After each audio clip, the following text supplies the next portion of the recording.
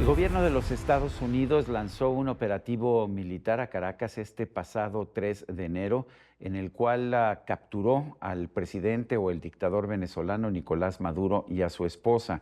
Los dos están siendo enjuiciados en estos momentos, procesados en una corte de Nueva York por varios delitos que tienen que ver con acusaciones de narcoterrorismo. Yo quiero agradecer la presencia en este programa de Sari Levy, investigadora senior del Adam Smith Center para la Libertad Económica de la Universidad Internacional de Florida, quien también es miembro del equipo económico de María Corina Machado. En primer lugar, Sari, gracias por conversar con nosotros. Estamos viendo una situación en la cual Nicolás Maduro ha sido depuesto, ha sido trasladado para ser enjuiciado en los Estados Unidos, pero se ha mantenido toda la estructura de la dictadura venezolana. ¿Ayuda eso de todas formas al pueblo venezolano? Bueno, ante todo, muchísimas gracias por esta ocasión que me permite, Sergio. Y solamente permíteme insistir que las siguientes van a ser mis afirmaciones y perspectivas y no representan la posición oficial del centro al que estoy afiliado. Muy bien. Mira, definitivamente debemos recordar que en lo que va de siglo, este régimen tiránico ha saqueado y expoliado los recursos de Venezuela, lo ha sobreendeudado, ha destruido sus instituciones democráticas, ha empobrecido a la población, ha perseguido políticamente, torturado, encarcelado ilegalmente a las personas, ha generado el mayor éxito regional de un tercio de la población y transformó nuestro territorio en un santuario para el crimen y el terror. Por lo tanto, no hay ciudadano venezolano en el mundo que no esté profundamente agradecido por el compromiso decisivo demostrado por el presidente Trump, que se materializó, como dijiste, en las recientes acciones del 3 de enero para capturar a Maduro y llevarlo ante la justicia. Este ha sido un paso decisivo, crucial, y estas acciones marcan definitivamente un punto de inflexión. Como tú señalaste, no toda la hidra ha sido acabada, se ha cortado una cabeza, estamos definitivamente más cerca de la libertad, de la seguridad y de la paz, pero todavía no hemos llegado, pero estamos más cerca. Y debemos reconocer que los acontecimientos aún se están desarrollando y este es un escenario muy difícil, complejo, es un escenario inestable, es incierto, pero se ha dado un paso decisivo para el logro de los objetivos. Mucha gente pensó que el presidente Trump tomaría alguna acción en contra de Nicolás Maduro, pero permitiría el ingreso al país y daría facilidades para que se estableciera un gobierno democrático que pues muchos pensamos debería ser encabezado por Edmundo González Urrutia, quien es claramente el ganador de las elecciones del 28 de julio del 2024. ¿Por qué piensas que no quiso tomar esa decisión el presidente Trump? Bueno, como te decía anteriormente, el escenario es lo suficientemente complejo y volátil como para uno plantearse infinidad de escenarios. Y este es uno de esos tantos escenarios que se habrá considerado, dada la naturaleza del momento, como la más apropiada. Yo, como parte del equipo económico, más que nadie, o sea, de María Corina Machado, definitivamente estoy comprometida y segura que ella es la líder política por excelencia del país y en la que el pueblo venezolano confía y que a través de su liderazgo se logró el posicionamiento de Edmundo González y el ganar las elecciones y él ser el presidente electo de esas elecciones y los queremos ver en el poder. Pero las transiciones políticas son sumamente complejas y estamos en esta primera fase. En materia económica, ¿qué ha pasado con Venezuela? Venezuela era uno de los países más prósperos de América Latina, hoy es uno de los más pobres. Como siempre es fácil decir, son los embargos económicos de Estados Unidos. Tú como especialista en temas económicos, ¿Cómo describes o cómo explicas este desplome económico de un país que antes era bastante próspero, uno de los más prósperos de América Latina? Es que Venezuela no es que se desplomó económicamente, es que fue saqueada, brutalmente expoliada en sus recursos y sobreendeudada. Y lo peor del caso es que la institucionalidad que soporta la estabilidad económica fue totalmente deteriorada, o sea, o acabado, porque es que esto no estamos hablando de un deterioro, sino de una profunda destrucción.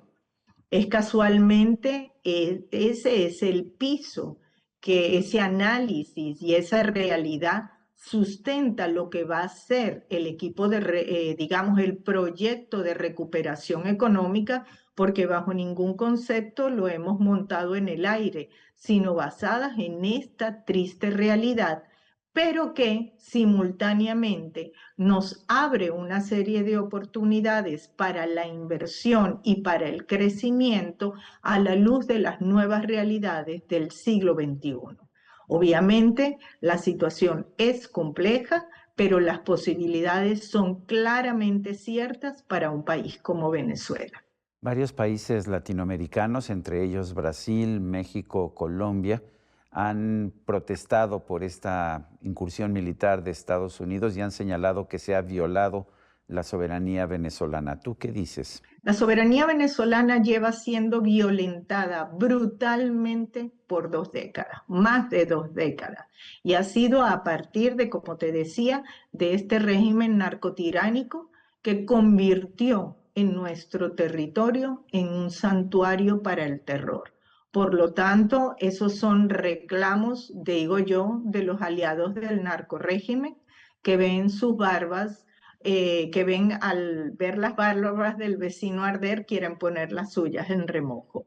Pero definitivamente no están en lo absoluto sus palabras viendo ni por la soberanía de Venezuela, ni por el bien de los venezolanos, ni por la paz hemisférica.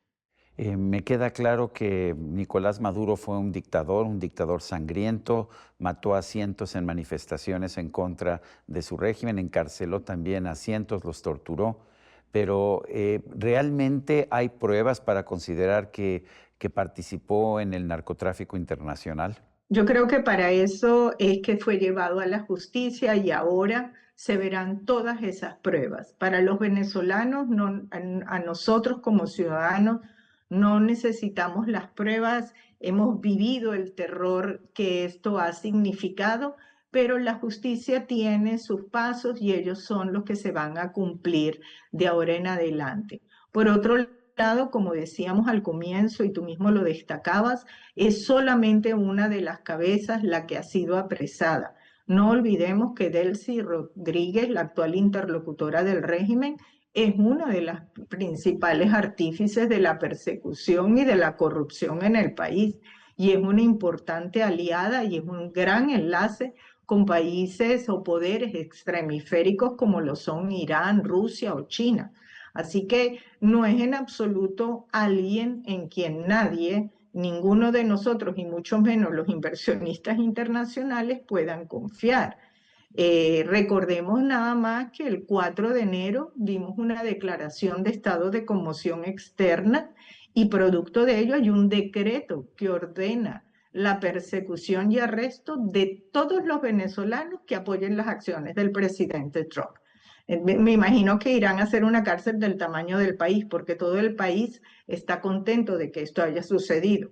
Y esto quiero denunciarlo porque lo que intentan hacer es obstaculizar la transición, hacerla lo más costosa posible, lo más compleja, lo más conflictiva posible.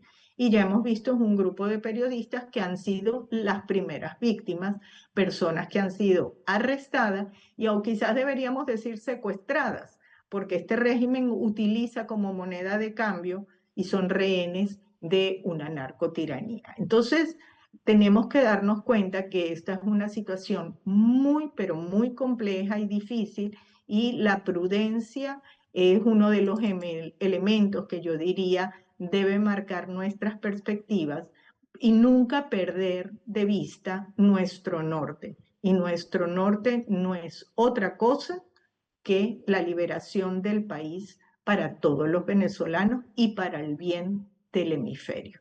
¿Qué tan leales son las Fuerzas Armadas a Nicolás Maduro y ahora el nuevo gobierno de Delcy Rodríguez?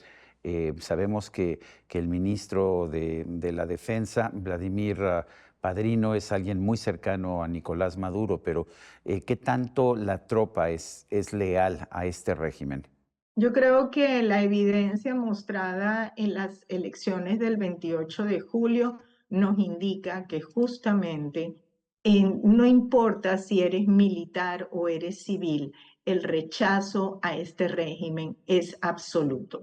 Si en ese momento, cuando tuvo que jugar, digamos, en ese espacio controlado, sofocado por las reglas del régimen, bajo su esquema, su sistema electoral, su control del poder electoral, etcétera, se logró una victoria del 70%, inclusive en los centros donde estaban en su mayoría votantes militares, te da a entender que definitivamente la ciudadanía, la persona que es militar, piensa igual que el resto del ciudadano que es civil.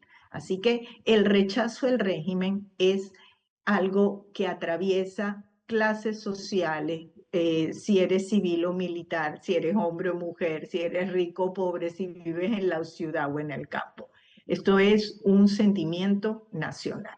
El presidente Trump de Estados Unidos ha dicho que va a manejar el petróleo venezolano, la producción petrolera venezolana. ¿Qué opinas? Estamos en un momento, vuelvo y repito, de transición y es una transición compleja. En este momento lo que se está planteando es un proceso de control. Quien haya logrado extraer la cabeza de este régimen y llevarlo a la justicia. Obviamente, como ciudadana venezolana, quiero que a la brevedad posible y lo antes que sea posible se logre la transición a la democracia, que es por lo que hemos estado luchando, para que de forma libre y soberana el pueblo pueda manejar sus recursos y su futuro. ¿Cuál ha sido la relación entre el régimen de Maduro y el gobierno cubano? Y digo esto porque el propio gobierno cubano ha reconocido que decenas de efectivos militares cubanos estaban custodiando a Nicolás Maduro y que fallecieron en el ataque militar. ¿Qué tan cercana es esta relación y cómo se ha llevado a cabo? Siempre ha sido muy cercana, tanto desde el punto de vista ideológico como desde el punto de vista económico. Recordemos que mucho fue el dinero que recibió Cuba en forma de petróleo y cobraba por unas misiones médicas unas cantidades exorbitantes, etcétera. O sea, existía una simbiosis, una especie de canal comunicante increíble entre Cuba y este narcorrégimen y definitivamente manejaban mucho la parte de seguridad del régimen y de identificación nacional, elementos que son definitivamente aspectos que deben controlar soberanamente los países, pero no ha ocurrido así y se manejaba desde La Habana. Y en particular vale la pena señalar, como bien dijiste, que entre los fallecidos se habla de que un tercio de los militares fallecidos eran cubanos. Eso ya de por sí te da una idea de su presencia en llamaríamos el cordón cercano de seguridad del régimen. ¿Tú piensas que María Corina Machado es aceptada por la mayoría del pueblo venezolano? Totalmente. No solamente recibió más de un 92% de los votos en las primarias, sino que si no fuera por su enorme liderazgo y la confianza que el pueblo venezolano tiene en ella, hubiera sido imposible trasladar esos votos a lo que fueron en las elecciones presidenciales, los votos a Edmundo González Urrutia, presidente electo del país. Sari Levy, investigadora senior del Adam Smith Center para la Libertad Económica, de la Universidad Internacional de Florida. Gracias por esta conversación. Muy buenas. Gracias. Saludos, Sergio. Saludos. Y a usted, amigo, que al vernos y escucharnos hace posible este programa, se lo agradezco también. Esto es todo por hoy, pero no se lo olvide. Nos vemos la próxima.